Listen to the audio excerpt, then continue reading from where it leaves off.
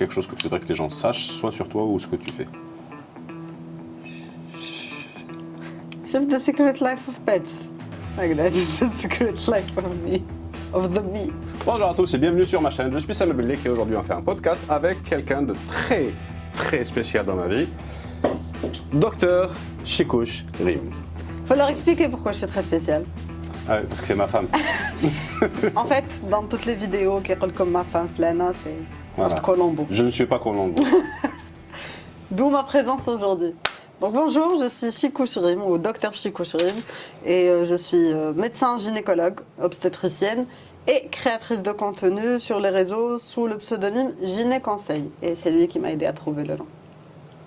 Parce qu'en fait, elle donnait des conseils. Elle est gynécologue, gyné, conseil. Je ne vais pas chercher très loin. Mais c'est les meilleures idées, c'est quand c'est pas compliqué du tout. Ouais, c'était avec ton équipe en 2018 ? Sûrement. Ouais. Je me rappelle plus du tout. Moi je me rappelle parce que sur le blog il y a encore les dates. Docteur Chikouche, donc pourquoi la gynécologie? Et pour ceux qui vivraient sous un rocher, c'est quoi la gynécologie?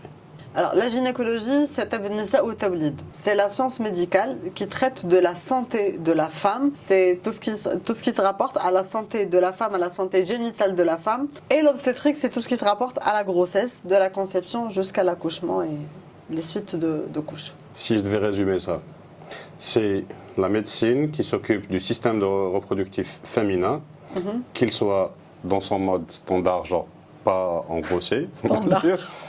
Oui, parce que on est d'accord que tu vas pas avoir autant de gosses que de pas avoir de gosses.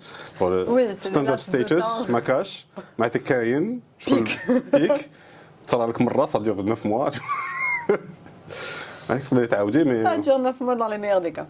exactement. Encore une fois, je parle des cas standards. Ouais. Après, si Quand c'est pas cool, si le ça cas dure standard pas. c'est pas cool, l'humanité Non. serait en déclin, quoi. Et pourquoi j'ai fait gynéco ? Oui. Alors, pour faire en fait une spécialité, on est obligé de passer par l'externat puis l'internat. Donc, cumuler, c'est 7 ans de médecine où on passe notre temps en fait à tourner de spécialité en spécialité, de service en service, pour voir un petit peu justement ce qu'on fait dans ces spécialités-là, pour apprendre déjà, parce que quand on est médecin généraliste, on est censé pouvoir traiter quand même une globalité ou un large éventail de maladies, on va dire ça comme ça. Du coup, on doit être formé pour ça. Et pour être formé, il faut vraiment passer de spécialité en spécialité, etc. Donc, lors de ces passages-là, je me suis attachée à beaucoup de spécialités. J'ai compris déjà très vite que ce qui m'intéressait le plus, c'était la chirurgie. J'adore tout ce qui a attrait à la chirurgie. Et il y a certaines spécialités qui me parlaient plus que d'autres. Au départ, l'externat. Par exemple, l'orthopédie me parlait énormément. La chirurgie viscérale aussi. C'était vraiment des gros coups de cœur. À la base, j'ai fait médecine pour faire chirurgie cardiovasculaire, mais au fil des années, de désillusion en désillusion, j'ai compris que ce n'était pas pour moi, ou pas maintenant, du moins, pas la cardiaque. Donc, l'internat, je suis passée par un stage d'internat en gynéco, et là, je me rappelle, je m'étais donnée à fond dans ce stage. L'équipe était géniale, c'était à l'hôpital de Mimsos. C'est un service sur 4 étages. C'est énorme, la charge de travail est énorme. Mais on s'éclatait, on nous donnait beaucoup de responsabilités en tant qu'interne. Vraiment, on avait des tâches réelles à faire. On se sentait médecin, c'est bon. Et j'ai adoré cette ambiance en gynéco. D'ailleurs, j'ai fini mon internat, je suis passée par la pédiatrie, par la cardio et l'orthopédie, que j'ai adoré. Durant cette même année, j'ai eu un gros accident de voiture qui s'est rapproché de mes mimines. Et je me rappelle, je faisais aussi beaucoup de crampes à un certain moment suite à mon accident. Bon, depuis j'ai été opérée et tout va bien, alhamdoulilah. Mais je me suis dit, si je choisis une spécialité strictement chirurgicale, c'est ça mon unique outil de travail. Ça part, c'est fini. Genre. Ouais. J'ai plus de skills, je peux plus travailler, je peux plus aider les gens. Du coup, j'ai réfléchi à une spécialité médico-chirurgicale. La gynéco s'est pointée en tête de liste. Et c'est vraiment ce que je voulais faire. J'ai passé la première fois mon concours de résidanat. Et à l'époque, on ne pouvait pas rejoindre le concours de résidanat juste après l'internat. On était obligé d'attendre une année. Parce qu'on terminait l'internat après les épreuves de résidanat. Donc j'ai attendu cette année, je l'ai passé, j'étais pas bien classée, je pouvais pas faire gynéco, j'ai repassé le concours juste pour faire gynéco. que c'est vraiment chaud. Je tenais vraiment à faire cette spécialité. Je m'en rappelle. Voilà. Bah oui, t'étais là de bout en bout. Ouais. C'est vrai. Très bien. Donc, ça, c'est la gynécologie. Et pourquoi tu as choisi la gynécologie obstétrique? J'ai kiffé ma race. Exactement. Parce que tu adores ça et Ouais, ça se sent. J'adore. C'est vraiment, j'adore. J'aime beaucoup. C'est une spécialité qui est très, très large. On a de tout dedans. On a de la clinique, on a de l'échographie, on a de l'exploration, on a de l'endoscopie, on a de la chirurgie, on a l'obstétrique qui, elle, est un monde scientifique. Parce que les gens qui ne connaissent pas, ils disent oui, l'obstétrique sur le combat. Non, non, non. Non, c'est vraiment genre. Les gens, ils croient que c'est. Oui, un bon essai.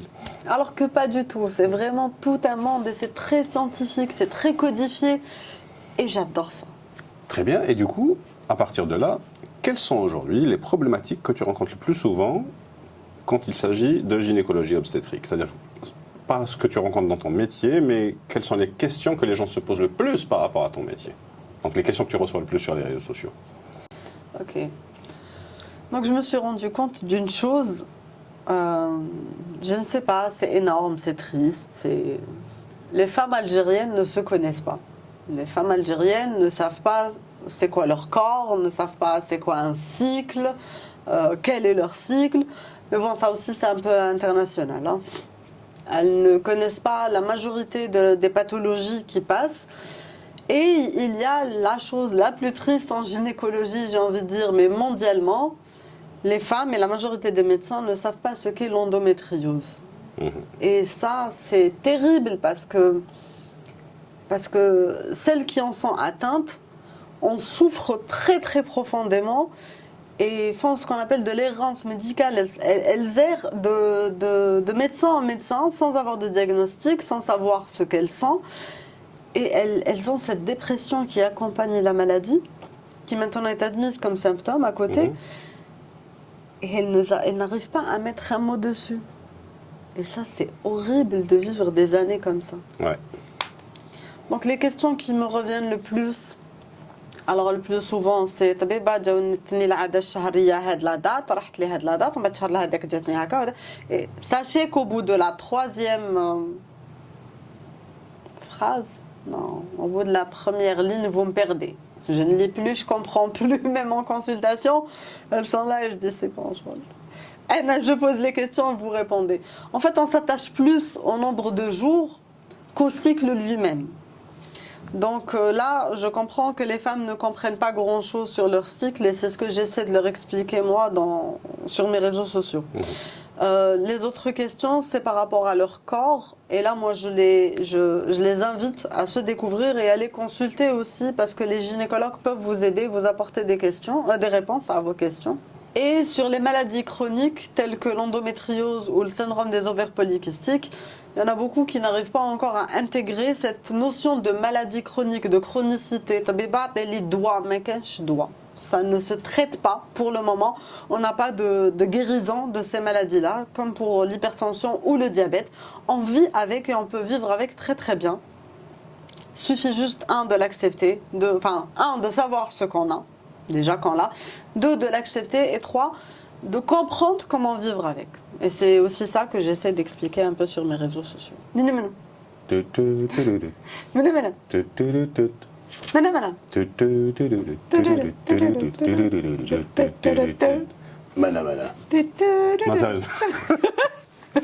Arrête, on peut faire ça encore longtemps. Donc, merci pour les précisions. Donc, voilà à peu près ce qui revient le plus souvent comme question. Je te demanderai de m'envoyer quelques questions avec genre type de questions 1, 2, 3, 4. Comme ça, je vais les coller pour que les gens puissent voir à peu près quels sont les différents thèmes si on n'arrive pas à tout mettre dans la vidéo. Voilà. Et du coup, maintenant, on va passer justement à l'une des pathologies dont tu as parlé, qui est l'endométriose. Qu'est-ce que c'est que l'endométriose? Moi, je sais, je l'ai vu en parler pendant très très longtemps, et on en parle tout le temps dans ces vidéos, mais pour vous autres, qui ne connaissez pas forcément, c'est quoi? Alors, pour faire simple, l'endomètre, il y a la muqueuse l'utérus, la matrice, les جايه لداخل, donc c'est le tissu الداخلاني كامل اللي يعشش فيه البيبي. On va dire ça comme ça. L'endométriose, c'est un tissu كيما هذاك mais يكون في برا. Donc, فوق l'utérus, derrière l'utérus, les ovaires, les trompes ou la cavité péritoniale. Un tissu qui lui ressemble. Ou les كل شهر, il va subir les mêmes modifications.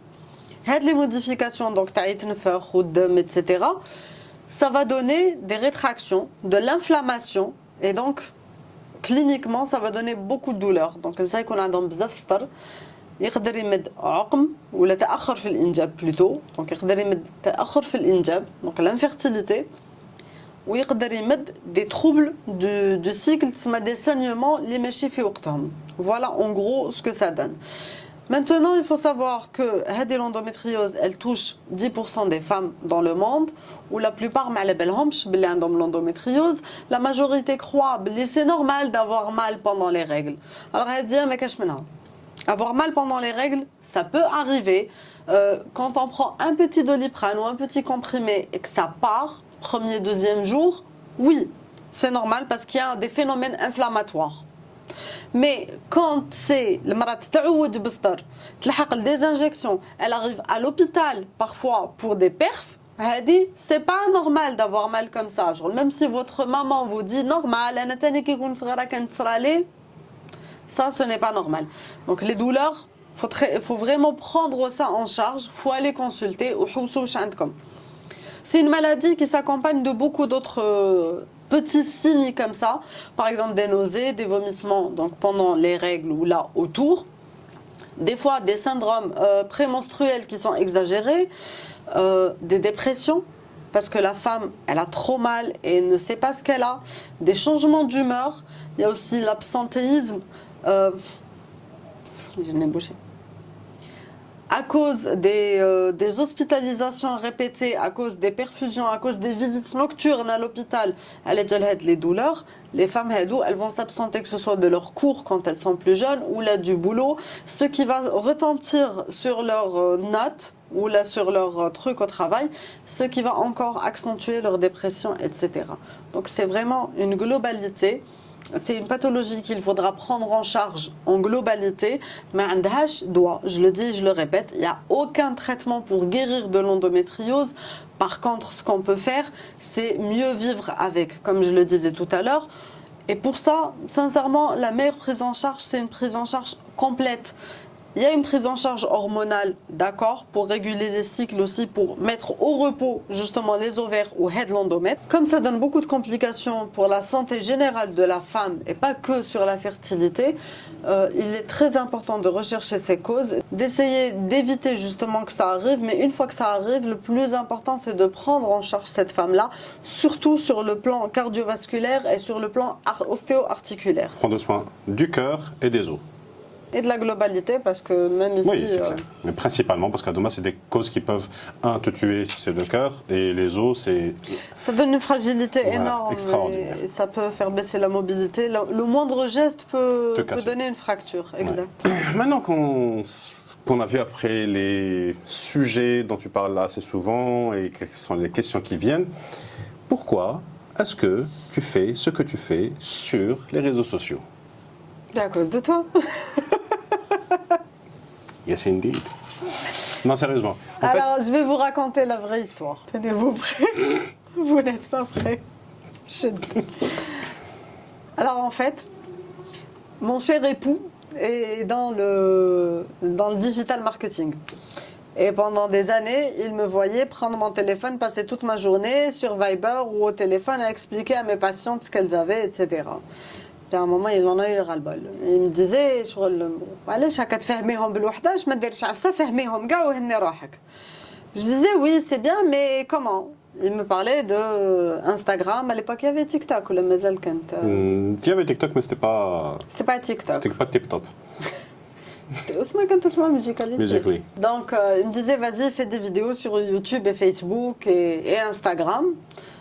Et moi, j'étais pas prête à ça. Je sais pas pourquoi, je ne me voyais pas faire ça du tout. Genre, c'était non. Du coup, il a trouvé une parade, il m'a dit...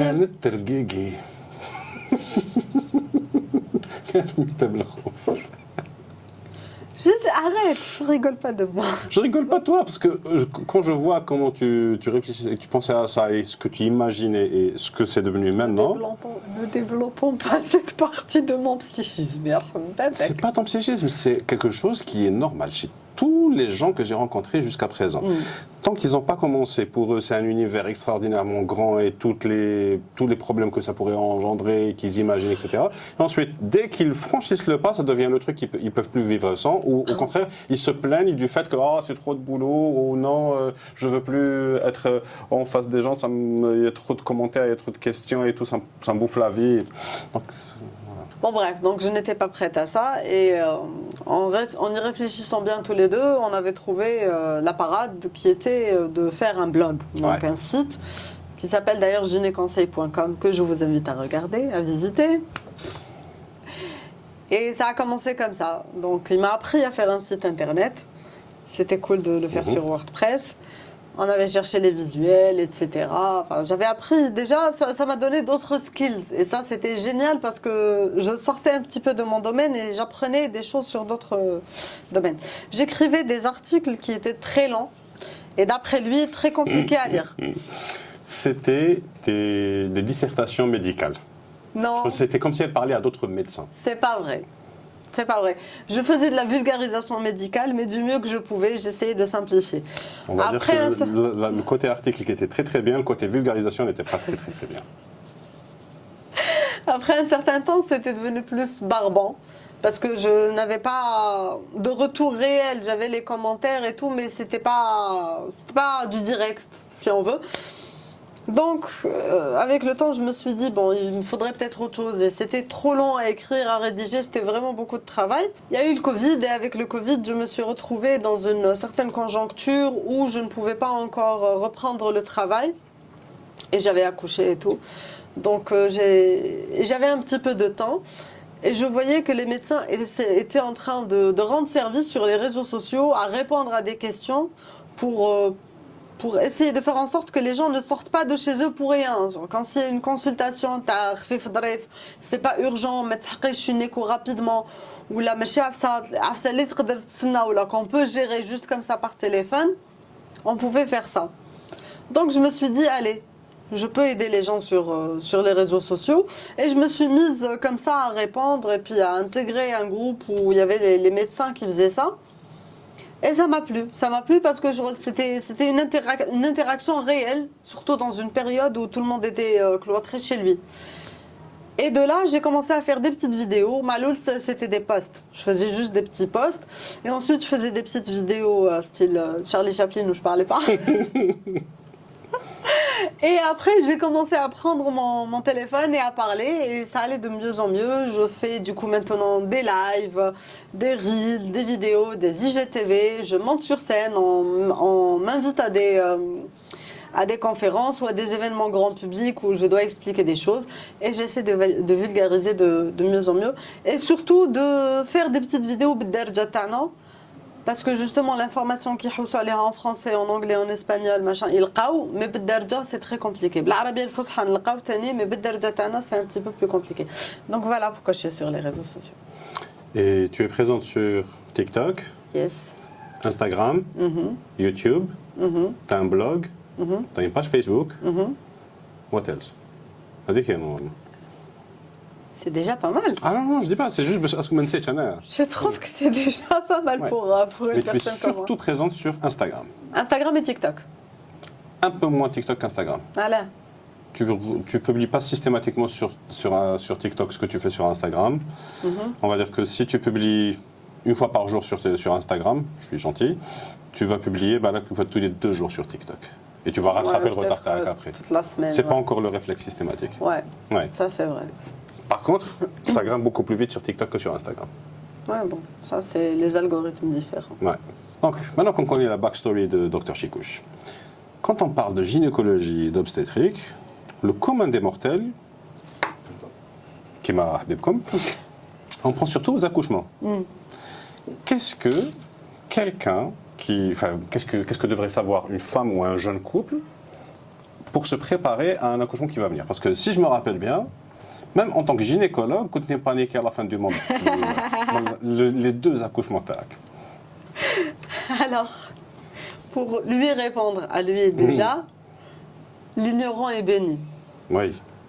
C'est parce que je pensais à des complications méga rares qui peuvent arriver. Et quand ça arrive, c'est très rare qu'il puisse y avoir un traitement. Donc généralement, la femme meurt.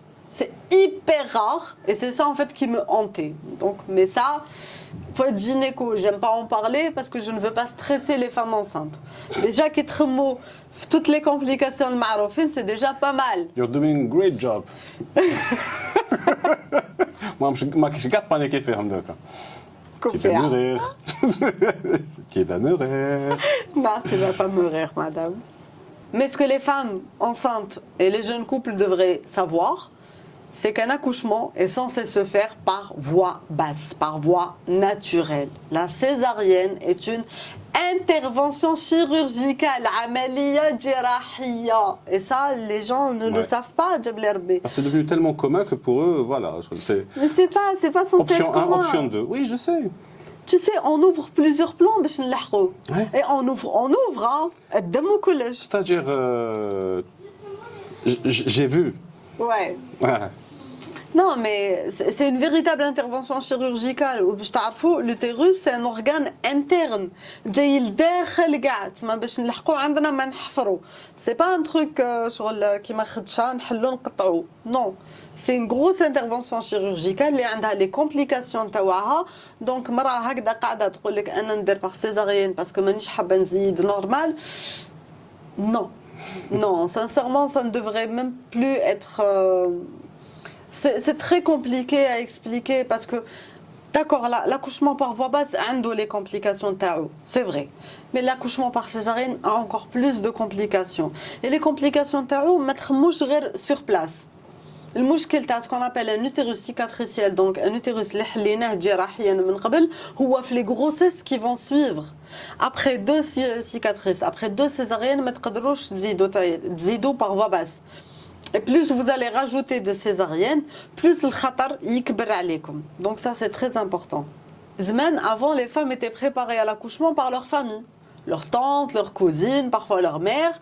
Au moins ils leur expliquent comment ça se passe. Donc ils pour la salle d'accouchement pour accoucher. Ok, elles ont peur, ok, elles ont stressé, mais elles savent à quoi s'attendre. Là, on voit de plus en plus de jeunes femmes arriver choquées. Elles ne savent pas du tout ce que c'est. Elle ne sait pas si elle vient enlever une dent ou mettre un pansement. Non, tu viens accoucher.